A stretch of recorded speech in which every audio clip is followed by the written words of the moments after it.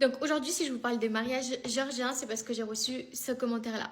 Donc une fois que le garçon et la fille se rencontrent et qu'ils se mettent en couple, après ça, le garçon, il peut décider de la fiancer parce qu'il a soit le choix de la fiancer, soit de faire le mariage directement. Donc s'il décide de la fiancer dans un premier temps, il va devoir se présenter chez les parents de la fille avec une bague, des fleurs et des cadeaux s'il le souhaite. Donc la date sera fixée et les parents de la fille, en revanche, ils devront faire une petite table à la maison. Après les fiançailles, 2, 3 mois après, normalement, il y a le mariage qui suit. Donc le mariage va se dérouler en plusieurs parties. Dans un premier temps, donc le marié et sa famille iront chercher la fille chez elle et la fille elle ouvrira une petite table à la maison pour les accueillir, etc. Et donc de la maison de la fille, ils iront à la mairie. Alors chez nous, c'est ce qu'on appelle Kolt Inebis Sarli et en fait c'est la mairie, c'est une comment dire, c'est une partie de la mairie mais qui est vraiment séparée de la mairie. Et en fait c'est vraiment réservé aux mariés et au mariage. Donc après la mairie, ils se dirigeront vers l'église et là il y aura le prêtre qui va les accueillir. Et avant de commencer la cérémonie, avant de rentrer dans l'église, il lira une prière de bénédiction sur les mariés et ensuite donc d'abord le prêtre va rentrer puis les mariés. Ah oui, il faut savoir qu'avant le mariage religieux, les mariés doivent vraiment se préparer spirituellement et pour ça en fait un peu avant le mariage.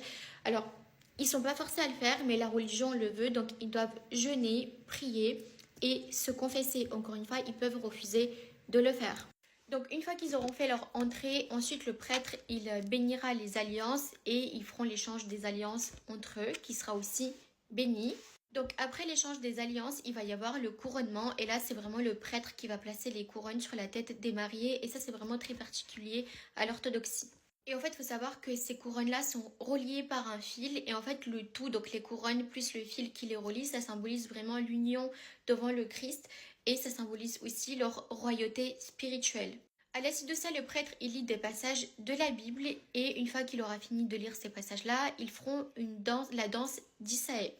Pendant la danse d'Issaël, donc en fait, vous avez le prêtre qui va guider les mariés et en fait, les témoins des mariés vont leur tenir les couronnes en les accompagnant dans cette danse-là. Donc pendant la danse d'Issaël, ils font 3 fois le tour de l'autel et en fait, ça représente la joie, les épreuves et la gloire et en fait, ça représente entre guillemets leur chemin de vie, mais ça représente aussi la Trinité. Donc pour clôturer la cérémonie, le prêtre fait une dernière bénédiction sur les mariés et à la fin, il les invite à boire du vin. Donc là, il lira certains passages de la Bible et il va proclamer leur union. Après ça, il leur offrira des icônes et ils pourront quitter l'église.